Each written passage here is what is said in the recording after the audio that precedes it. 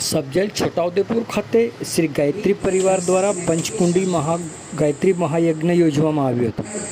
જેલના કાચા પાકા કામના બંદીવાન કેદી તરીકે સજા ભોગવી રહેલા કેદી ભાઈઓની મનોસ્થિતિ બદલાય અને દિવ્ય પરિસ્થિતિનું નિર્માણ થાય અને જ્યારે પણ તેઓ જેલમાંથી મુક્ત થઈ બહાર જાય ત્યારે માનવમાંથી મહામાનવ બને, બુદ્ધિ સદબુદ્ધિ બને, સન્માન તરફ ચાલે અને શ્રેષ્ઠતા તરફ ચાલે તેવા શુભ હેતુથી ગાયત્રી પરિવાર છોટાઉદેપુર દ્વારા સબ જેલ છોટાઉદેપુર ખાતે રાજ્યની જેલોના વડા શ્રી KLN રાવની પૂર્વ મંજૂરીથી પંચકુંડી ગાયત્રી મહાયજ્ઞ યોજવામાં આવ્યું હતું।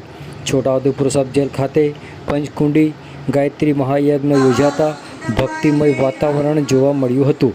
આ પ્રસંગે ગાયત્રી પરિવાર વડોદરાના વસાબેન આહિર, છોટાઉદેપુર સબ જેલના અધિક્ષક JK પરમાર સહિત છોટાઉદેપુર તેમજ આસપાસના ગાયત્રી પરિવારના સભ્યો, જેલના કર્મચારીઓ અને બંદીવાન કેદી ભાઈઓ ઉપસ્થિત રહ્યા હતા।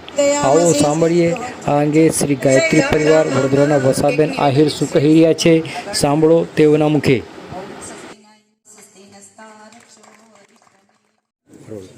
प्रणाम।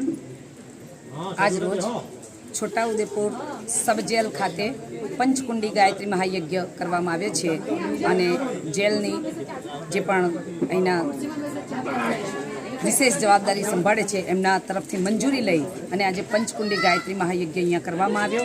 आनी पाछळनो उद्देश एक छे के वातावरण तो परिष्कृत थाय छे पण अहींया जे लोको रही रह्या छे जे जेल में ए लोकोनी मनस्थिति बदलाय अने एमनी मनस्थिति बदलाय अने परिस्थिति दिव्य परिस्थितिनुं निर्माण थाय एनी साथे साथे ज्यारे अहींयाथी जाय त्यारे ए मानवमांथी महामानव बनवा तरफ गति करी शके, एमनी बुद्धि सद्बुद्धि बने, सन्मान तरफ चाले, श्रेष्ठता तरफ चाले अने परम पूज्य गुरुदेव तरफथी जे उद्देश्य छे ए पूर्ण थाय एवा दिव्य भाव साथे गायत्री परिवार छोटाउदेपुर तरफथी आ आयोजन करवामां आव्युं छे। अने एमां वडोदराथी वर्षाबेन आहिर आप सबनो खूब धन्यवाद।